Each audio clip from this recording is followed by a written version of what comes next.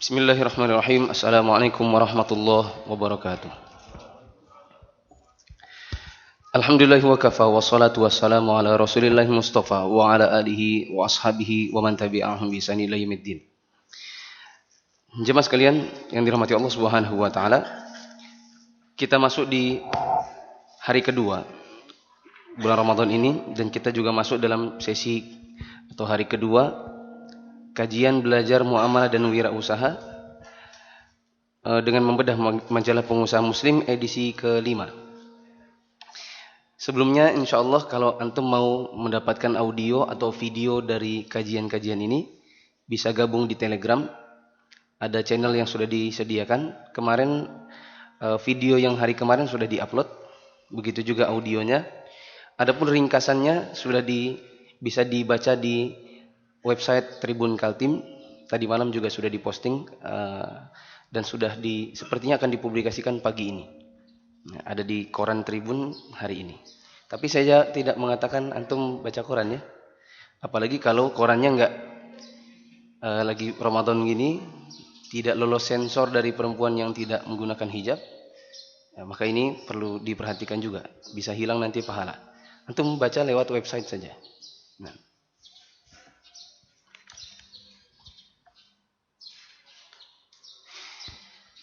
Sekarang masuk di halaman 24. Jangan lakukan ini manakala Anda berbisnis. Silakan baca. Bismillah. Menghindari larangan dalam berbisnis. Terus. Tujuan penjelasan tersebut adalah agar perbuatan manusia, ucapan dan aturan-aturan selaras dengan al-hikmah, berada dalam kebenaran, tidak lebih dan tidak kurang. Hal ini dapat direalisasikan apabila akal manusia sempurna dan hatinya bersih, sehingga dapat meraih cita-cita sesuai dengan tujuan. Allah Subhanahu wa taala berfirman dalam surah Al-Baqarah ayat ke-189 yang artinya, dan bukanlah suatu kebajikan memasuki rumah-rumah dari belakang, akan tetapi kebajikan itu ialah kebajikan orang-orang yang bertakwa, dan masuklah ke rumah-rumah itu dari pintunya, dan bertakwalah kepada Allah agar kalian beruntung. Maksud ayat tersebut adalah agar melakukan suatu perkara di atas jalan yang lurus. Sekaligus ada larangan untuk menyusuri jalan-jalan yang mudorot, yang penuh rintangan.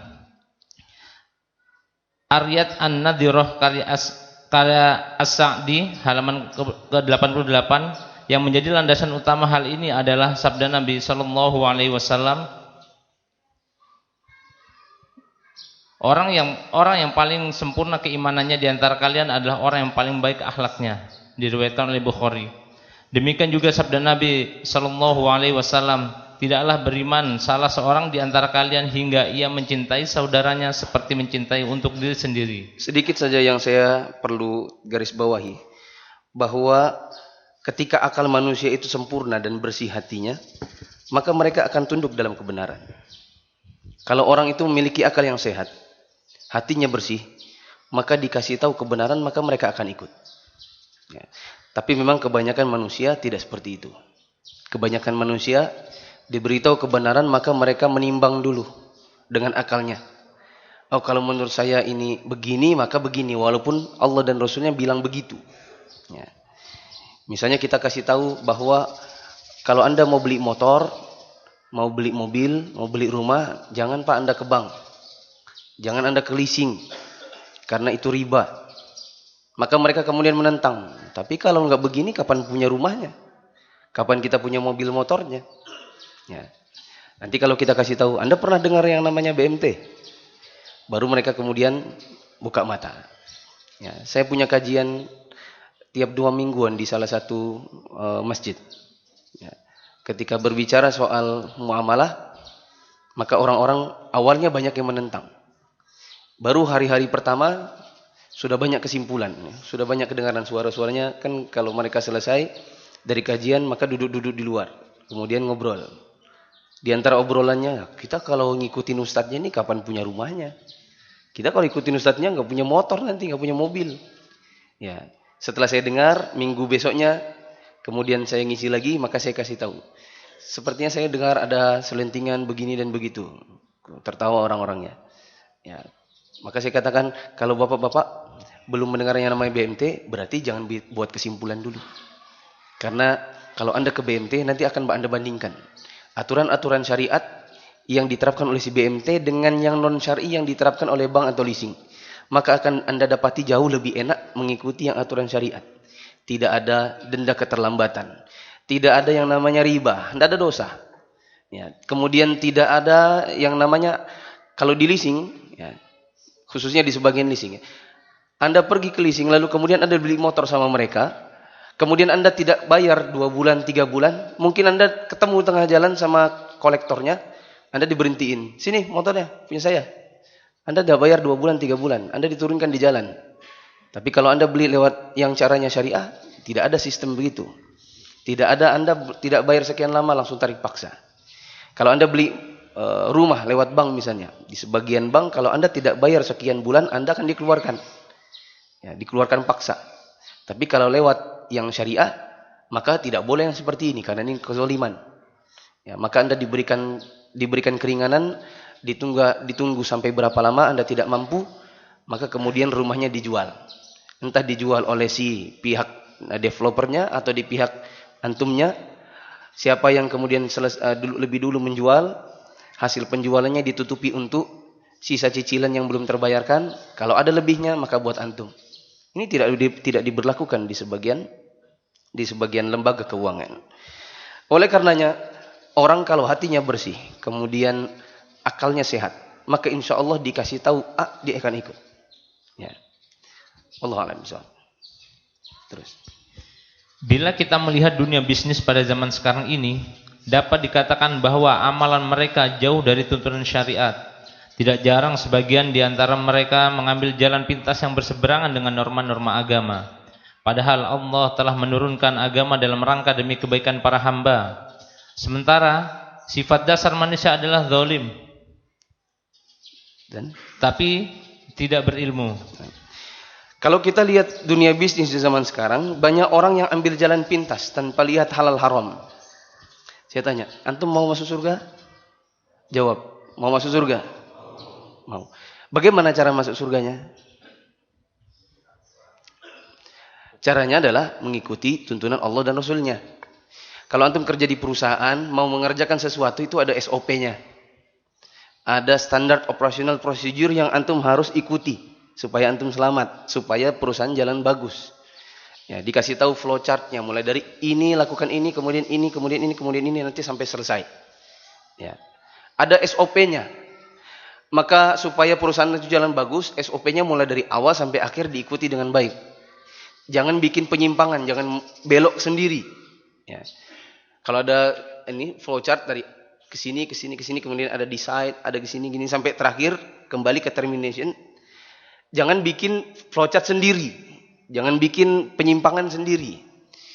Nah, mau masuk surga itu harus mengikuti SOP-nya Allah dan Rasulnya. Harus mengikuti bagaimana Allah dan Rasulnya menuntunkan cara masuk surga. Termasuk dalam bisnis. Maka jangan bikin aturan sendiri di luar dari aturan Allah dan Rasulnya. Ya. Tapi sayangnya, di sini perlu di-highlight. Sayangnya sifat dasar manusia itu zalim dan tidak berilmu serta sok tahu. Ya. Saya pernah ngisi kira-kira 2-3 tahun lalu di Kota Mobagu di Sulawesi Utara. Hadir di majelis saya salah seorang manajer bank. Ya, sudah dikasih tahu beberapa hadis ayat yang menunjukkan tentang haramnya riba. Ya, masih membantah. Oh, tapi kalau menurut saya begini Ustaz, kalau nggak ada bank nanti nggak ada listrik. Ini dan ini dan ini. Nanti kalau nggak begini nanti begitu. Maka saya bertanya, maaf Pak, saya mau bertanya sedikit saja.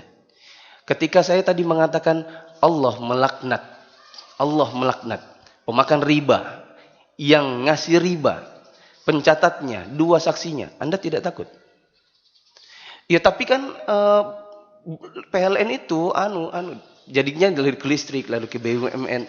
Saya tanya, enggak, saya enggak bertanya soal itu. Kewajiban Anda pertama kali adalah untuk Anda diri Anda sendiri dulu. Karena nanti Anda tidak dimintai pertanggungjawaban di hari kiamat tentang PLN, tentang BUMN, tentang listrik negara. Yang Anda ditanyai adalah soal amal Anda. Ditanyai Anda soal harta Anda dapat dari mana, Anda berikan untuk siapa, dibelanjakan untuk apa. Saya mau tanya dulu, itu tidak membuat Anda takut? Tapi kan Ustaz, maaf sudah. Maaf Pak, saya datang ke sini mau ngisi banyak orang. Saya tidak bisa melayani satu orang. Sudah selesai kajian, di depan dicegat lagi. Tapi kan Ustaz, sudah Pak. Menurut saya, tadi kalau saya pribadi di posisi Bapak, ketika disebutkan laknat Allah, riba itu seperti berzina dengan ibu sendiri. 1 dirhamnya seperti berdosa dengan dosanya 36 pelacur. Menurut saya sudah cukup sudah. Harusnya Anda takut. Wah, nggak bisa. Saya akan masih ada 10 tahun lagi saya baru pensiun. Ya udah, 10 tahun lagi, yang penting jangan meninggal dulu. Ya. Karena laknat Allah kalau Anda meninggal lebih dulu. Ya. Maka saya udah pamitan, saya mau ini.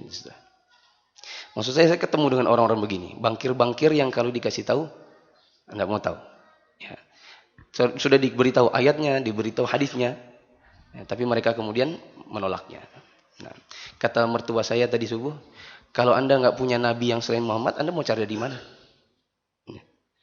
Cari nabi sendiri kalau gitu. Kalau Anda mau dengan aturan sendiri. Nah, terus. Berpijak dari hal ini, maka hendaknya para pengusaha muslim memiliki perbedaan dengan pengusaha kafir, yakni dengan mengedepankan istiqomah di atas agama yang bijak ini, sehingga tidak menerjang aturan-aturan syariat yang terdapat di dalam Al-Quran dan As-Sunnah.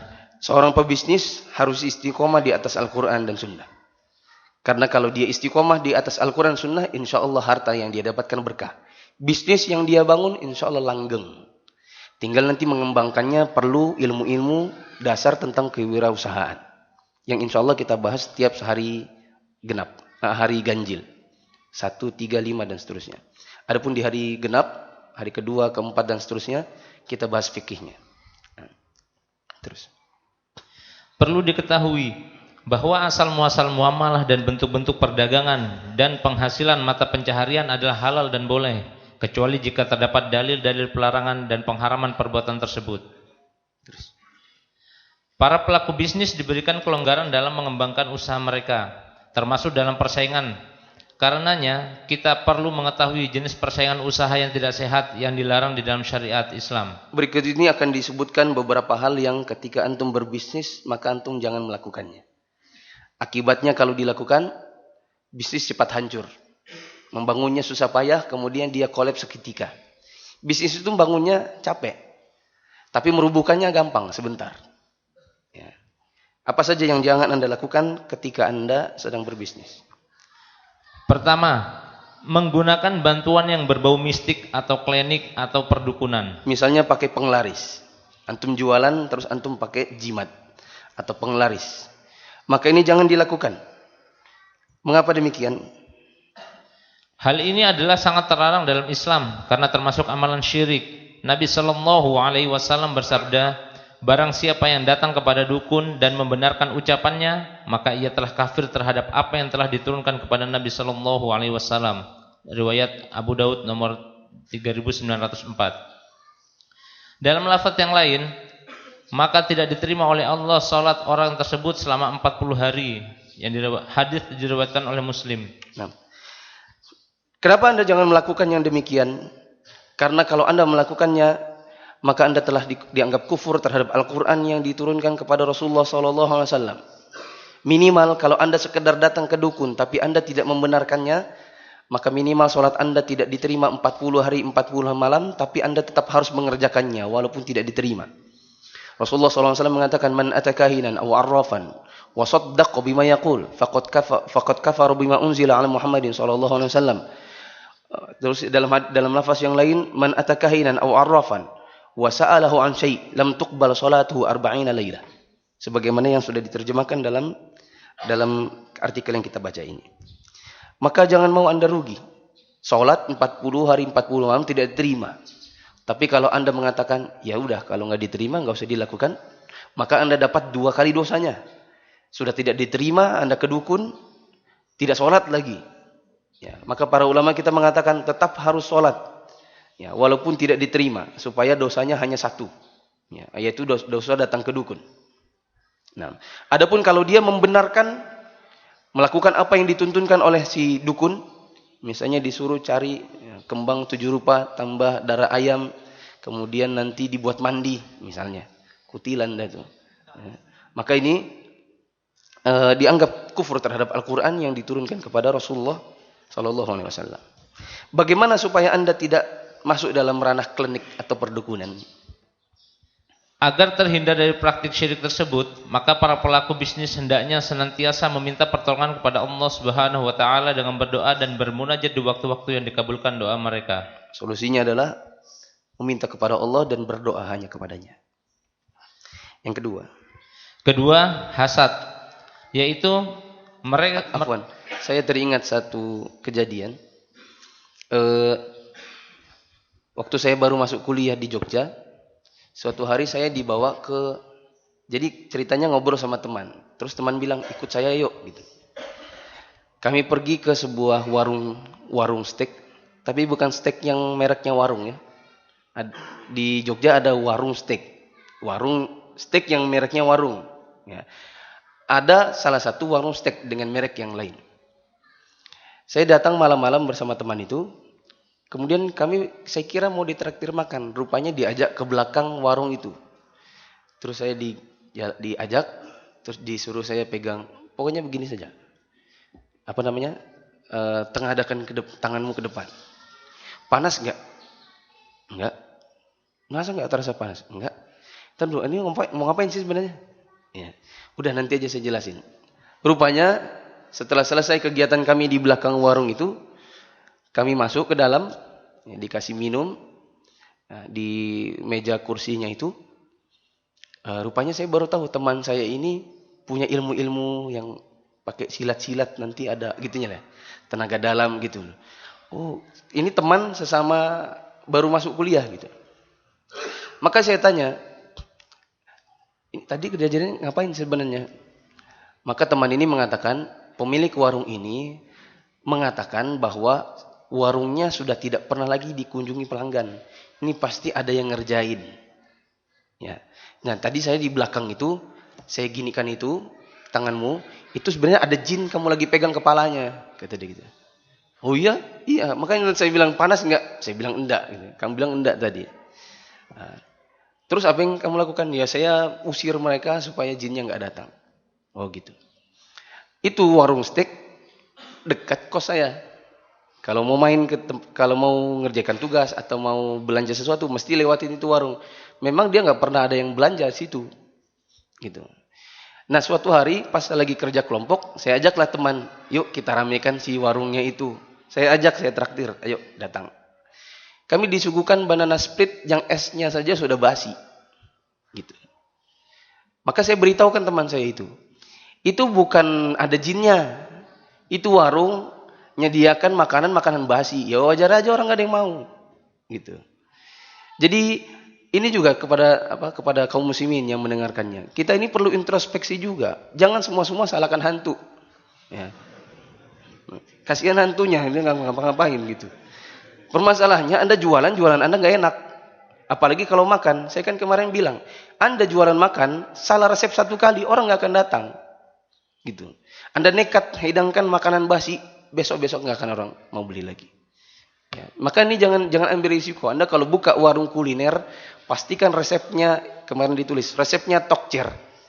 Kalau saya, resepnya harus enak dan jangan pernah sekali-kali Anda menyajikan makanan yang sudah tak layak jual.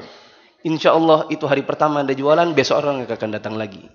Ya, pantasan saja orang nggak mau datang. Saya makan minum banana split, dikasih es krim. Es krimnya pasti ini udah basi ini. Ya wajar aja gitu. Dikasih jus alpukat, gimana jusnya? Ih, nggak enak gitu. Ya wajar aja orang kemudian nggak datang. Yang disalahin siapa? Hantu. Nah. Yang kedua, hasad, yaitu merasa tidak bahagia terhadap kebaikan yang ada pada orang lain, sekaligus berusaha untuk menyirnakan kebaikan yang ada sehingga dapat berpindah kepada dirinya pribadi. Dijelaskan dalam Kitab Minhajul Muslim halaman 184. Nabi SAW bersabda, janganlah kalian saling membenci, saling hasad, saling bermusuhan dan saling memutus. Akan tetapi jadilah hamba-hamba Allah yang saling bersaudara, kasih dan sayang. Riwayat Bukhari Muslim. Apabila seorang pengusaha melihat keberhasilan orang lain, maka hendaknya ikut berbahagia. Dan bila ia sendiri berkehendak, cukup ia berusaha dengan maksimal yang disertai doa kepada Allah Subhanahu wa taala. Karena semua karunia dan nikmat tersebut datang dari Allah Subhanahu wa taala. Sebagaimana firman-Nya dalam surah An-Nisa ayat ke-32, dan mohonlah kepada Allah sebagian dari karunia-Nya. Nah, yang kedua yang jangan Anda lakukan saat bisnis adalah hasad pada orang lain. Yang mungkin biasanya hasadnya itu kepada sesama pelaku yang bidangnya sama. Ya, sesama developer, sesama penjual nasi kuning, ya, sesama penjual soto Banjar. Maka ini tidak boleh saling hasad dikarenakan Allah memberikan rezeki kepada masing-masing orang. Ya. Yang Anda harus lakukan adalah Anda bergembira manakala melihat orang lain sukses. Ya. Nah, boleh ghibthah.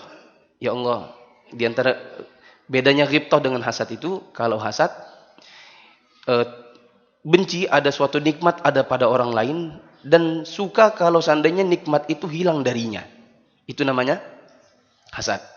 Adapun ghibthah yaitu dia hiri kepada nikmat yang ada pada orang lain dan dia ingin juga nikmat yang sama ada pada dirinya, tapi tidak ada keinginan atau tidak suka kalau nikmat tersebut hilang dari temannya. Ya.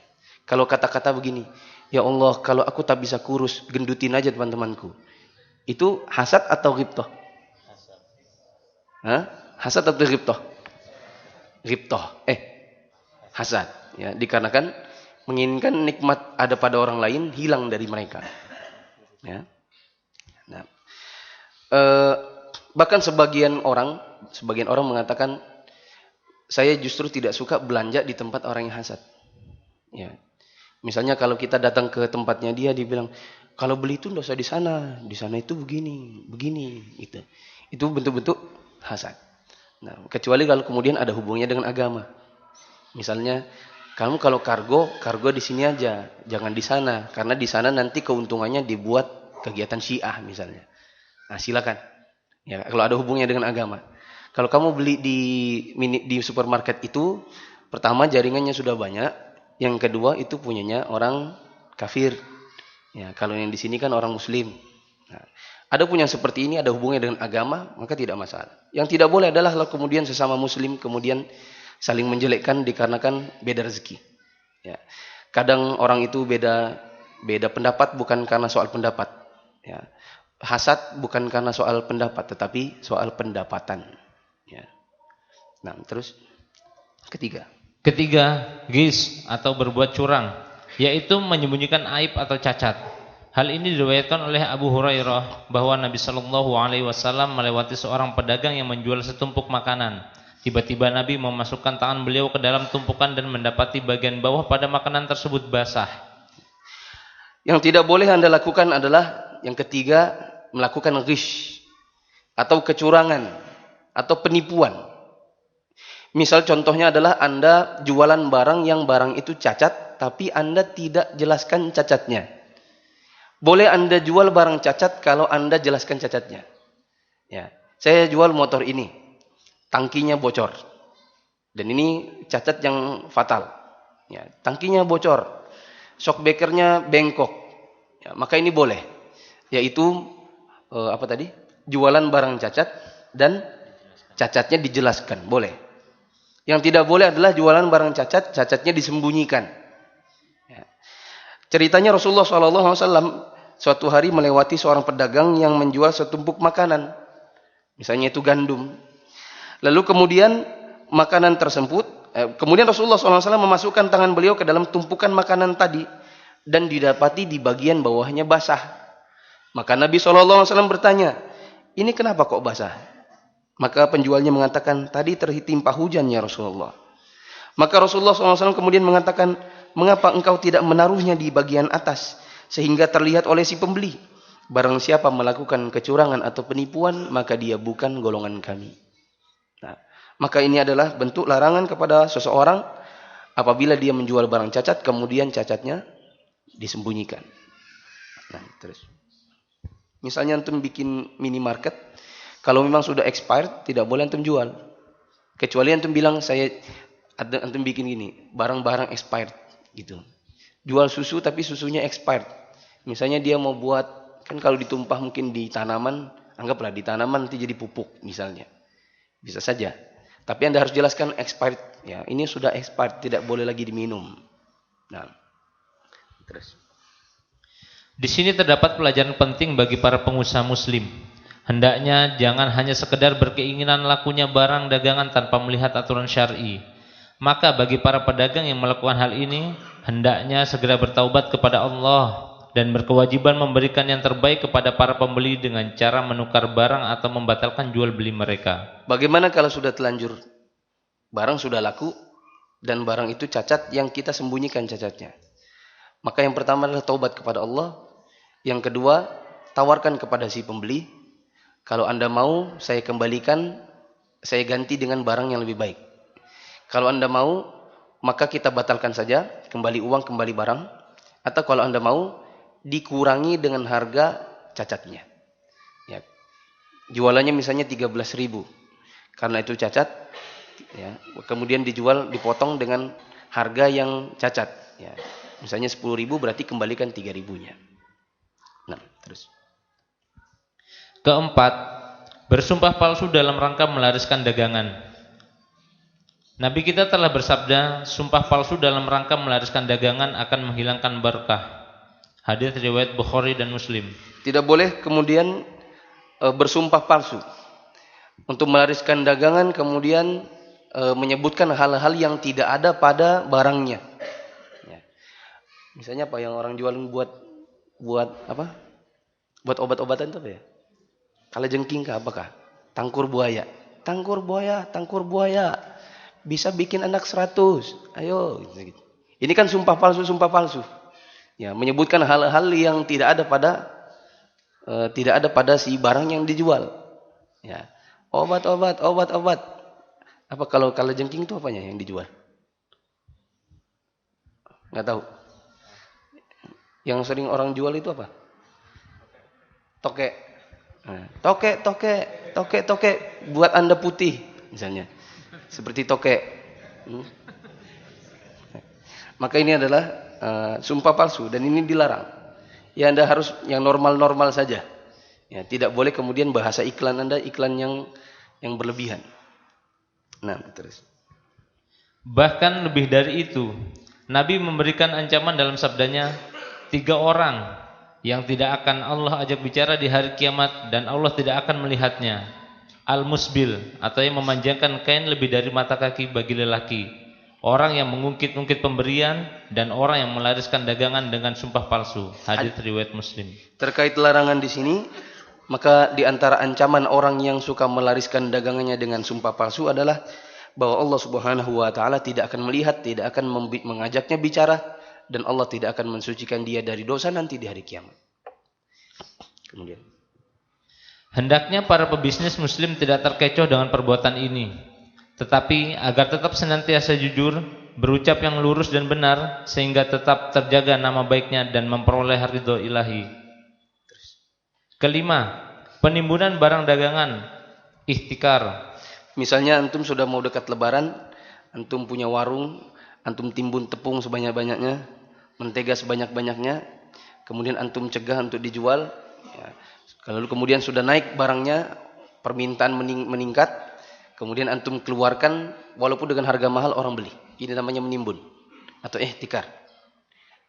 Nanti sebenarnya insya Allah akan datang penjelasannya secara khusus. Ya, di salah satu sesi nanti insya Allah akan dibahas soal ihtikar, soal menimbun barang. Terus. Diriwayatkan dari Ma'mar, Rasulullah Shallallahu Alaihi Wasallam bersabda, barang siapa yang menimbun barang dagangan maka ia telah keliru. Hadis riwayat Muslim. Maksud menimbun ialah membeli barang-barang sebanyak-banyaknya di waktu harga jatuh, kemudian disimpan sehingga terjadi kelangkaan barang di pasar, kemudian dijual kembali sehingga harga akan naik. Dalam hal ini terdapat beberapa pendapat di kalangan para ulama, di mana apakah pengharaman penimbunan terjadi pada barang yang bersifat makanan pokok atau umum? Jumhur ulama berpendapat bahwa larangan tersebut pada makanan saja. Meskipun demikian, seorang pengusaha muslim hendaknya berbuat bijak, Jangan sampai tindakan-tindakannya dapat menyusahkan orang lain. Keenam, penipuan dan perjudian, gharar dan qimar. Karena tuntutan persaingan usaha, sebagian mereka melakukan praktik-praktik penipuan dan perjudian dalam rangka mengeruk keuntungan sebesar-besarnya. Ya nggak boleh antum menipu. Ya, saya pernah lihat di YouTube, tapi jangan digeneralisir. Ada saya lihat di YouTube ada orang jualan durian yang durinya udah dikupas. Ya, sebelum di wrapping diludahin dulu. Ya. Entah ludahnya mungkin ludah penglaris atau apa. Yang jelas itu penipuan. Ya, orang kalau mau pantasan kok rasanya agak asin-asin gitu ya. Nah, agak kecut-kecut gimana gitu. Ya, nah, terus.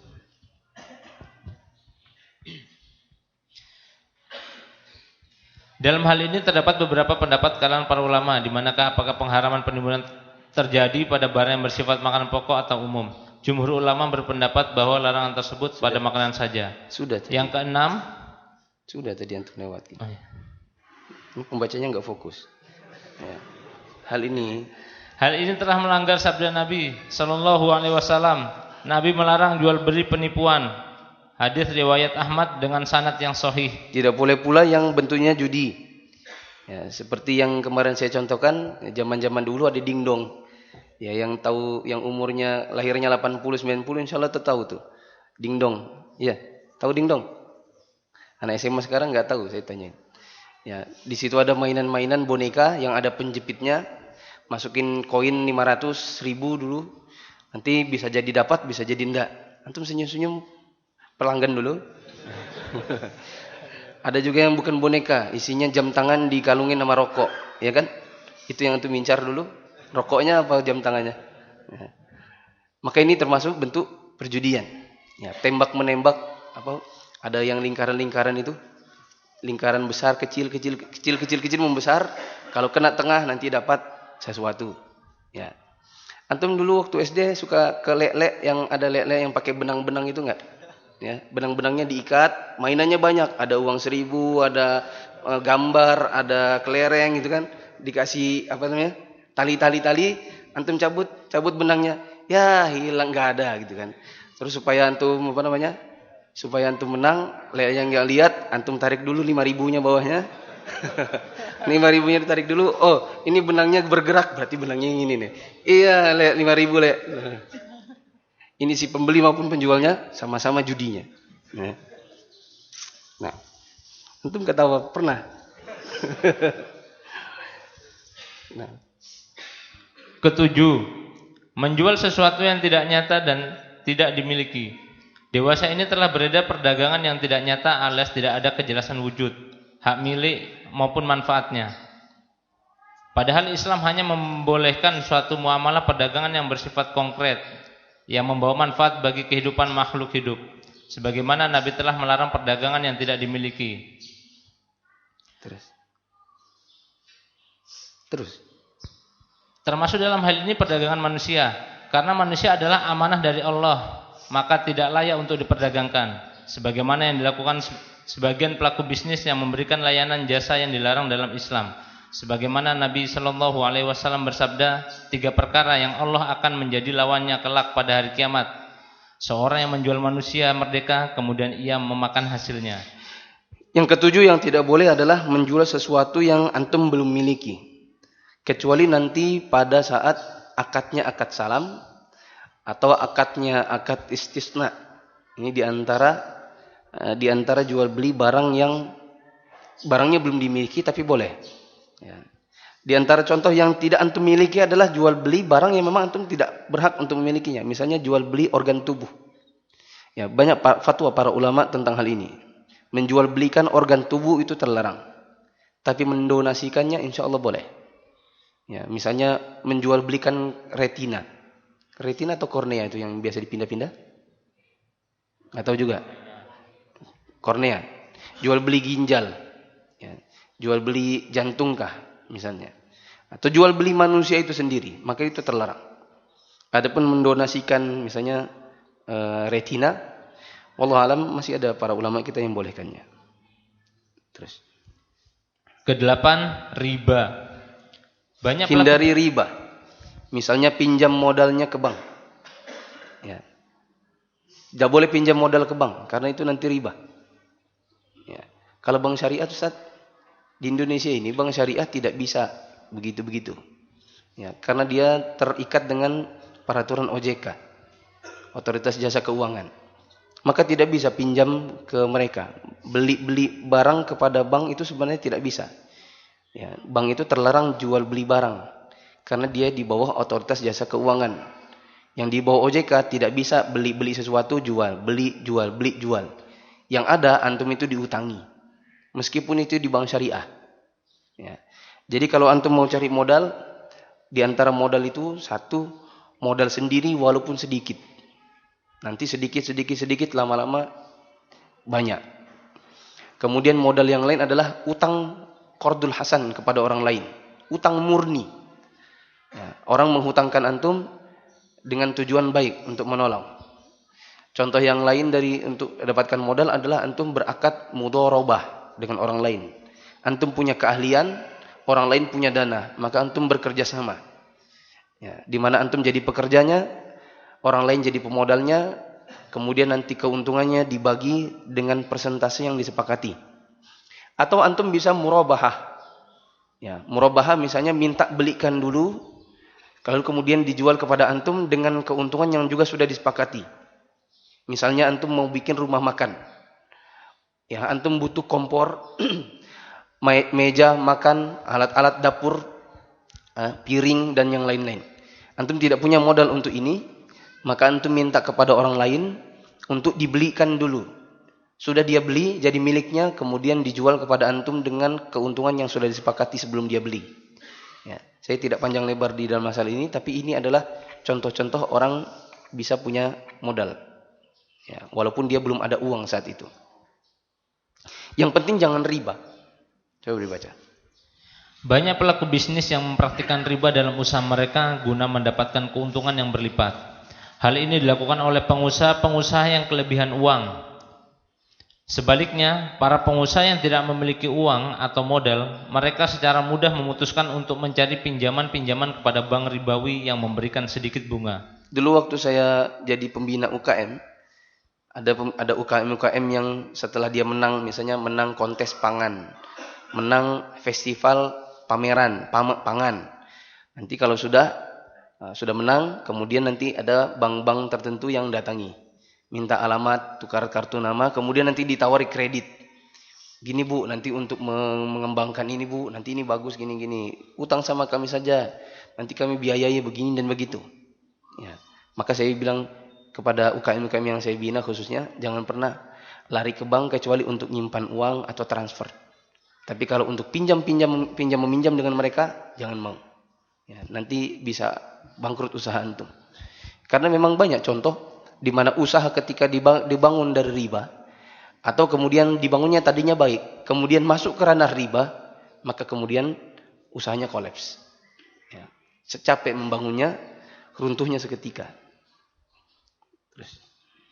Lebih dari itu, banyak pengusaha yang mempraktikkan riba tanpa malu dengan memberikan tawaran-tawaran yang menggiurkan, seperti pinjaman dengan spesifikasi yang tidak tertandingi, pinjaman traveling, pinjaman keluarga, dan lain-lain.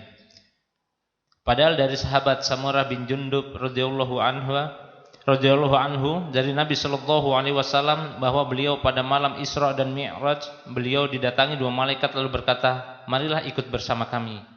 Hingga akhirnya dua malaikat itu membawa beliau ke sebuah sungai darah. Di dalamnya terdapat seorang yang tercebur dalam sungai tersebut.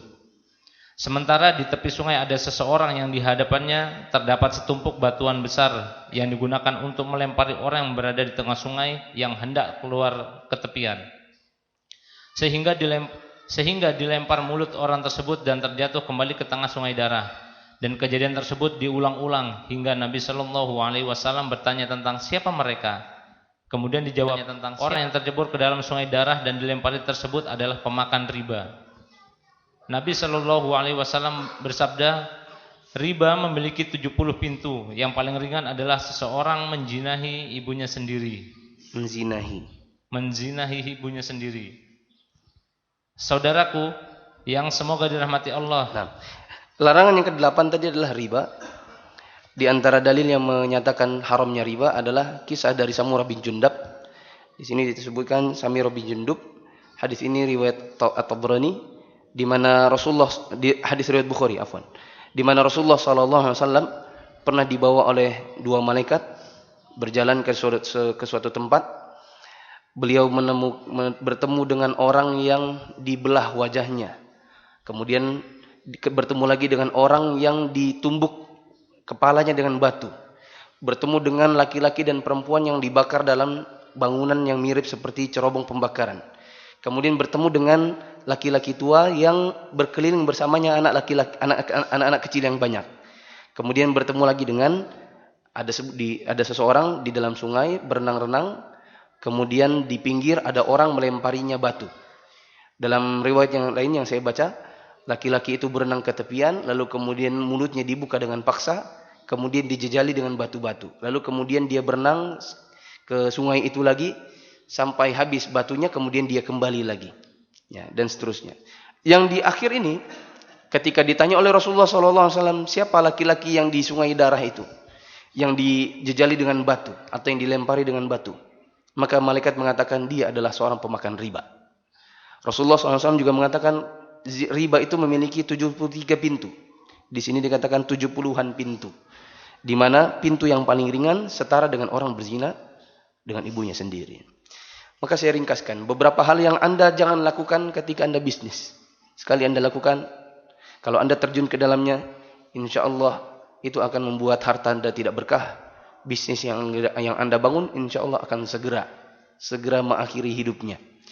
Di antaranya adalah yang pertama, menggunakan bantuan-bantuan mistis, seperti menggunakan jimat penglaris atau yang lainnya. Kemudian yang kedua adalah hasad kepada orang lain, ya, hasad kepada orang lain yang sekiranya mungkin lebih sukses daripada Anda. Yang Anda harus lakukan adalah senang apabila sesama muslim bisa membangun usahanya. Tinggal nanti mungkin Anda belajar kepada dirinya, saya kepengen juga usaha saya seperti antum, bisakah antum ajarkan kepada saya bagaimana cara membangunnya? Insya Allah kalau dia pelaku bisnis yang baik, insya Allah dia akan sharing ilmunya.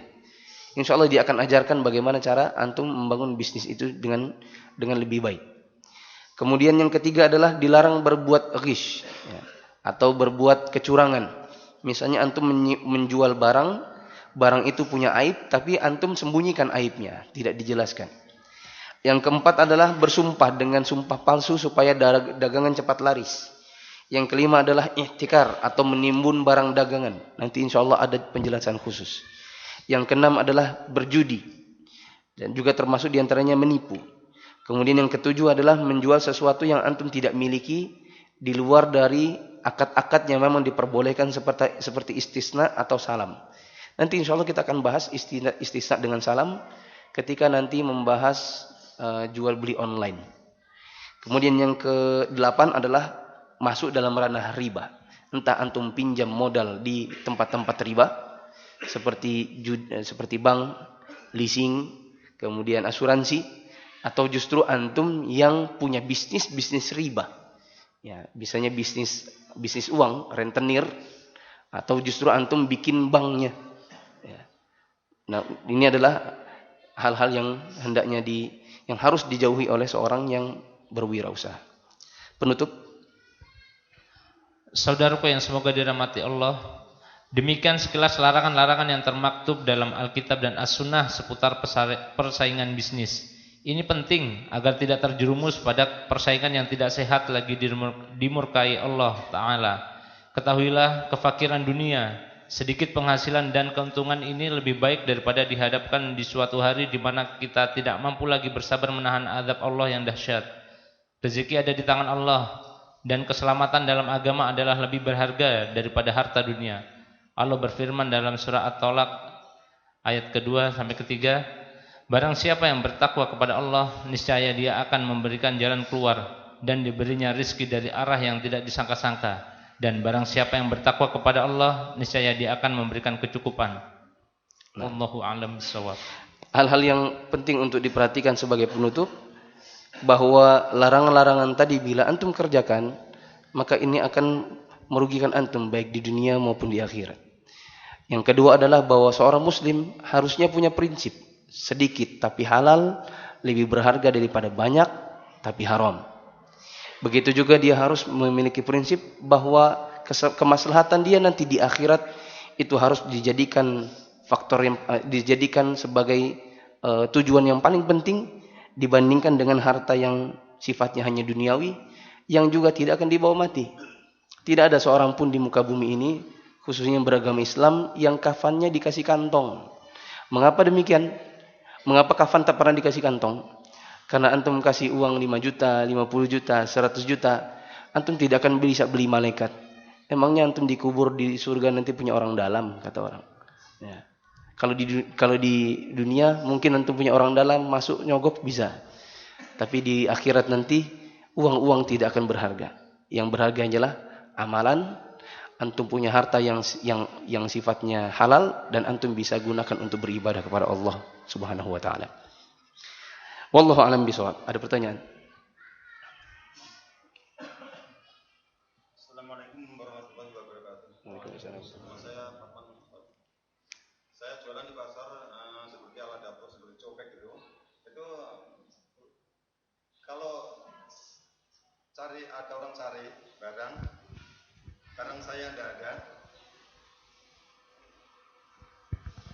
Terima kasih, Pak. Kameramennya bilang kalau bisa. Saya ulangi kembali, ya Ustaz. Kita usaha di pasar, contohnya seperti cobek, seperti piring tadi. Nah, ini kebetulan ada orang cari, pas barang saya juga nggak ada, kita ambilkan dari teman-teman. Akhirnya teman-teman itu biasanya kalau kita akan tahu sama-sama tahu modalnya. Kita ambil, kita jualkan. Seperti cobek, modal 20, bisa aja dijual 25. Modal 20. Ya, contohnya. Ibu-ibu modal 20 ya. Contohnya ini bisa dijual 25 atau 30. Nah ini kalau teman-teman itu kan sudah mau tahu.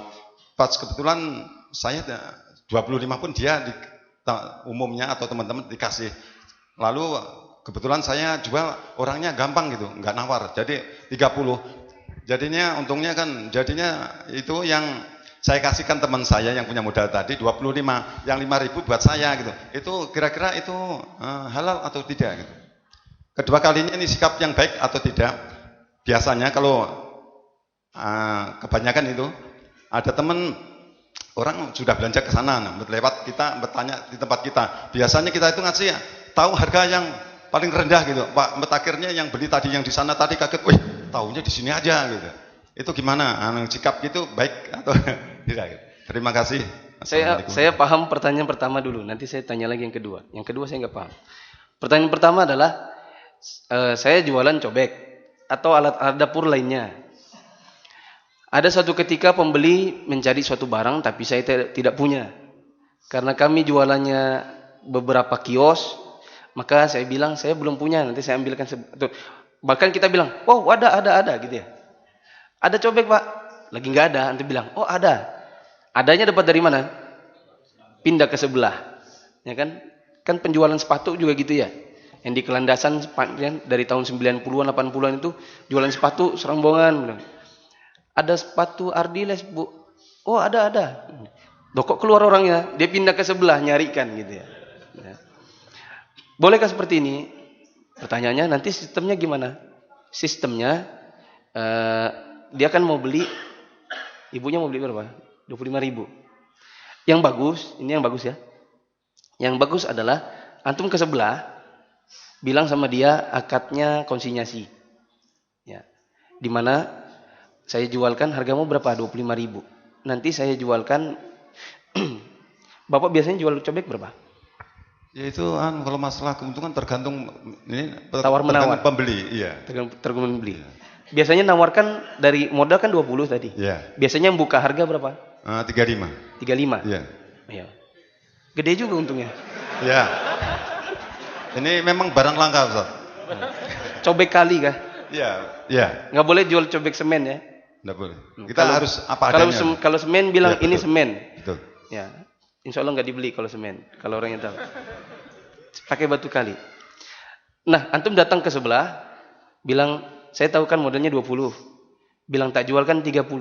Nanti 25.000 tak kembaliin, 5.000 buat saya. Bolehkah ini? Boleh. Pertanyaan tadi gitu kan?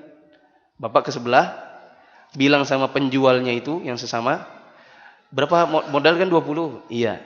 Nanti tak jualkan 30, 25.000 untukmu, 5.000 untuk saya. Begitu kan? Iya. Boleh. Tapi mohon maaf Pak Ustaz, namanya orang nawar tadi kan belum tentu 30 Ustaz. Kadang-kadang 25 memang mentok, nggak bisa naik, otomatis saya juga belikan 25.000. Jadi saya nggak dapat apa, tapi di dalam niat kita memang jalan rezeki saudara kita yang lain gitu. Nah, ini nggak masalah. Ya udah, pokoknya kembali 25.000. Kalau lakunya di atas, sisanya buat saya. Kalau lakunya pas 25.000, berarti saya nggak dapat apa-apa. Itu jalan rezekimu. Bagus itu. Ya, ini akhlak pengusaha muslim. Kasih Quran, coba. Pak Herman, di lemari itu ada Quran kan? Ada Quran di situ loh, warnanya 6 biji, warnanya hitam-hitam. Kasih bapaknya. Ya, buka aja lemarinya. Contoh yang lain, ada di Jogja 2 toko buku muslim. Toko buku ini, bapak sini, itu biarin aja dia. Sini. Jangan usah dilihatin itu. Nah. Temu gak? Yang hitam. Iya. Itu Pak, hadiah buat Bapak. Loh, salamannya kok ke sana, ke sini dong. Terima kasih banyak Ustaz. Ada dua toko buku. Mereka itu punya perjanjian.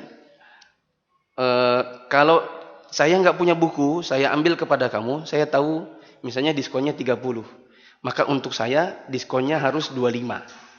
Begitu juga nanti kalau saya nggak punya buku, saya ke kamu, diskon ke pasaran, diskon dari penerbit 30, saya minta ke kamu 25. Nanti 5% saya dipotong di diskon kepada pembeli hanya 20%. 5%-nya buat ini. Ya, jadi paling enak pakai persentase. Modal sekian, keuntungan kita kan sama-sama sekian. Nah, nanti kalau saya ambil barang dari kamu, potong saya sekian. Kalau kamu ambil barang saya, potong yang sama.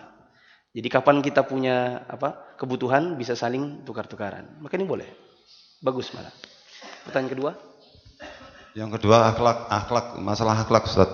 Kadang-kadang kita itu memang betul-betul Ustaz yang sampaikan kita itu yang musuh kita itu sebenarnya usaha yang sama itu. Seperti tadi ada orang beli tadi. Musuh kita adalah pengusaha yang sama. Jenisnya yang sama itu biasa. Itu hasad malah. Ya, betul. Saya ceritain dulu. Pesaing harusnya jangan dijadikan musuh, jadikan teman, partner. Dulu waktu saya masih mahasiswa, saya pernah teman-teman di organisasi saya bikin pameran besar. Saya jadi ketua seksi marketing nih, stand itu. Jadi standnya kan dibuka lapak-lapaknya, standnya saya marketingin. Ya. Kalau saya nawarin ke perusahaan batik, lucunya mereka nanya gitu. Yang jualan yang mana? Ya, selain saya ada nggak yang ditawarin batik yang lain? Ada Pak. Nah, kalau bisa saya di dekatnya. Loh, kok aneh? Orang minta berdekatan gitu. Saya mau stand yang di dekatnya ada sesama penjual batik. Gitu. Maka saya tanya, memangnya kenapa?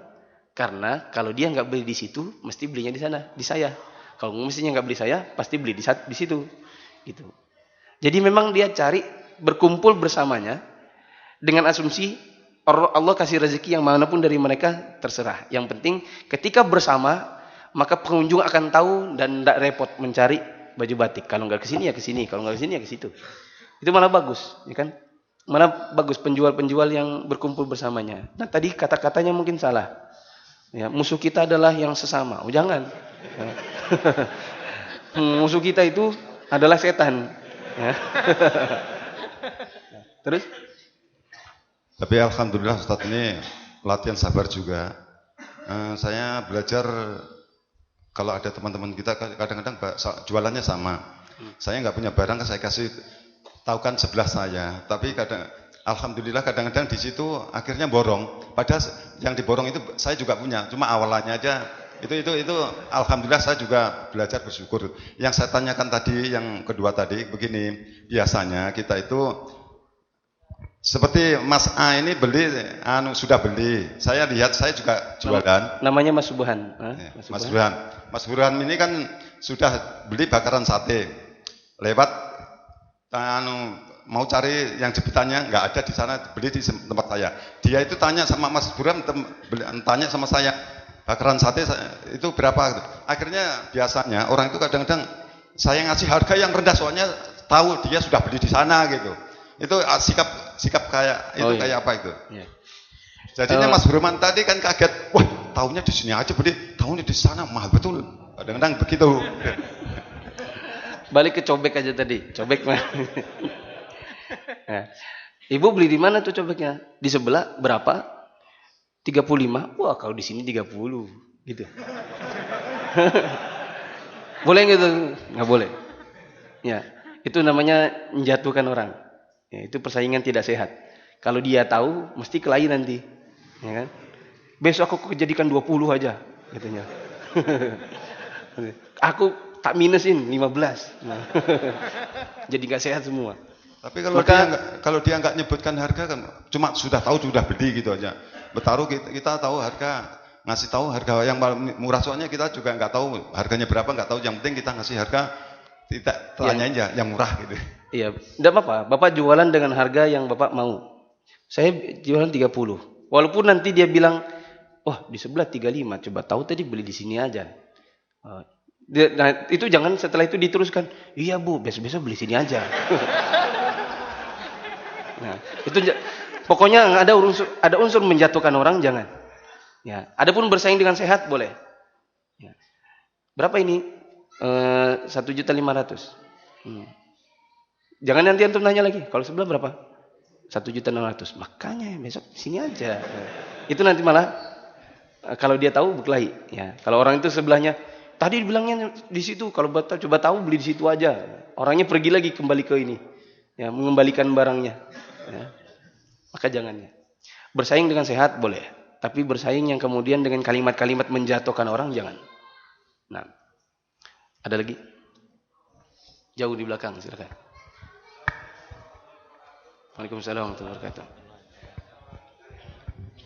Bapak karyawan di mana?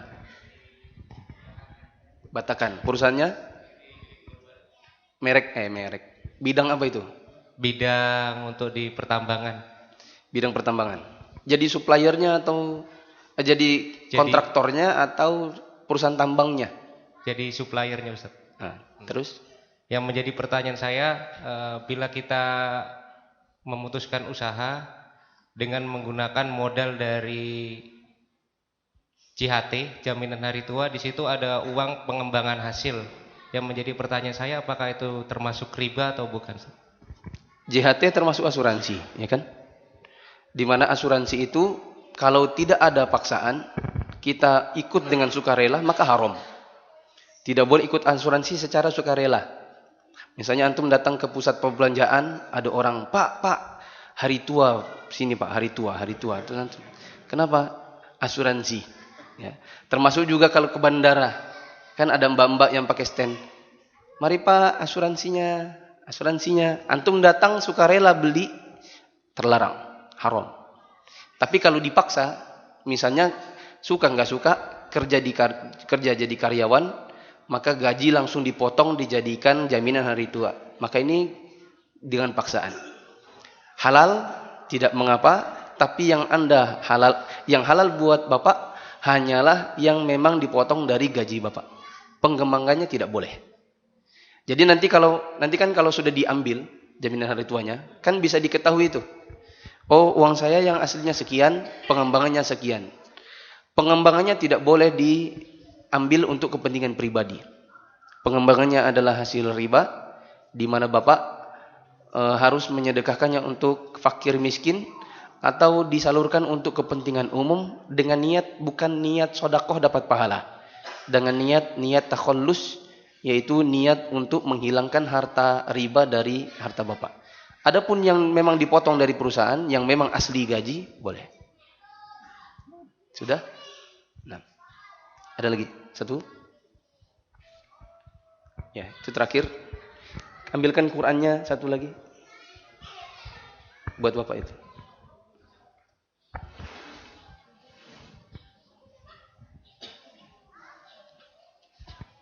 Tentang masalah riba, Tad.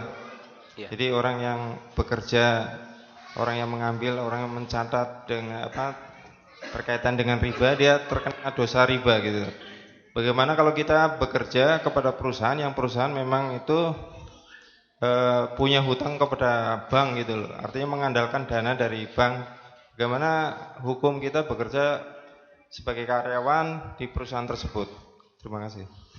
Ada perusahaan bidang kerjanya halal. Misalnya tambang kah, atau usaha jual beli, ya, minimarket, supermarket.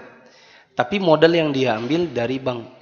Apakah hukum apakah kita bekerja di sana juga ikut haram? Wallahu alam, enggak. Karena yang penting ranah pekerjaan kita adalah ranah halal. Sebagaimana sebagian orang terdahulu mereka bekerja kepada orang-orang kafir seperti Yahudi.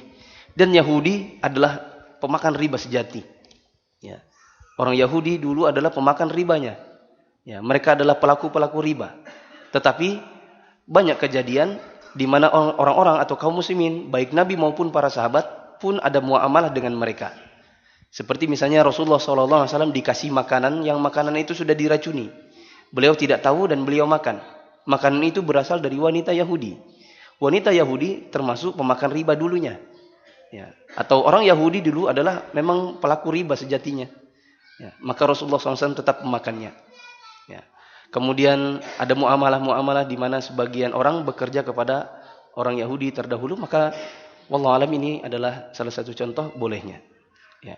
Kecuali kalau kita yakin dengan pasti itu adalah hasil ribanya. Ya. Dan dia tidak punya penghasilan lain kecuali itu. Misal antum punya teman. Teman antum kerjanya di bank. Dia tidak punya penghasilan lain kecuali memang gaji banknya. Antum ditraktir makan boleh nggak? Nggak boleh. Ya. Ini beda dengan yang tadi. Bekerja. Ketika antum bekerja, modalnya dari riba. Tapi kan perusahaan dapat untung. Perusahaan dapat untung ada laba. Laba yang didapatkan dengan cara halal. Jual beli biasa. Ribanya berlaku pada modalnya. Atau ribanya berlaku dosa pada si pemiliknya. Tapi tidak berlaku pada hasil dari perputarannya. Tidak diterapkan riba itu pada laba dari perputarannya yang memang asalnya dari yang halal. Maka insya Allah untuk si karyawannya boleh. Termasuk diantaranya saya yakin antum pasti banyak KPR bank kan ini. Ya. Ketika antum KPR di bank, kemudian antum sudah mau tobat atau sudah tobat, maka si rumahnya dijual. Ya, rumahnya dijual. Kemudian hasil penjualannya ada yang nanti antum akan tutupi ke si bank, ditutup utangnya, sisanya buat antum. Pertanyaan saya, itu si rumah kan antum jual belikan. Coba ngangguk dulu, iya atau enggak? Iya atau enggak? Ya. Itu rumah adalah jual beli. Saya ngomong apa tadi? Nah, bukan. Rumahnya antum jual belikan, ya kan? Itu rumah aslinya dapatnya dari mana? Dari bank. Berarti modalnya aslinya dulunya riba. Cuma antum jual belikan dengan jual beli yang halal. Ada orang datang bawa uang cash, antum dikasih duit. Itu ada keuntungannya. Maka yang sisanya ribanya untuk tobat antum kembalikan ke banknya, tutupi segera. Adapun sisanya insya Allah halal buat antum. Ini termasuk diantara cabang masalah itu. Bagaimana kalau kita pekerjaan kita halal, dagangan kita dagangan halal, tapi dulu modal bosnya dari bank. Insya Allah wallahu alam boleh. Subhanakallahumma hamdika asyhadu an la ilaha illa anta astaghfiruka wa atubu ilaik. Oh ya, sekali lagi video, audio dan ringkasan kajian hari ini bisa antum dapatkan di channel Telegram. Yang belum punya Telegram bisa install. Kemudian mohon bantuan kepada antum. Ini ada pamflet terselip. Pamflet ini terselip, belum dibagikan, belum ditempel di masjid-masjid. Kalau ada dari antum yang rumahnya dekat masjid dan sekiranya masjidnya belum ada pamfletnya, tolong bantuannya mungkin dibawa. Ya, bertenaga sedikit, beli punya selotip, digunting-gunting kemudian ditempel. Kalau masjidnya sekiranya butuh izin maka izin dulu. Kalau pengurus masjidnya tidak mengizinkan maka tidak usah. Kembalikan saja. Saya minta tolong karena ini amanah umat, ya udah dicetak dengan biaya. Kalau tidak tertempel nanti kan jadi mubazir. Nah, ini saja. Assalamualaikum warahmatullahi wabarakatuh.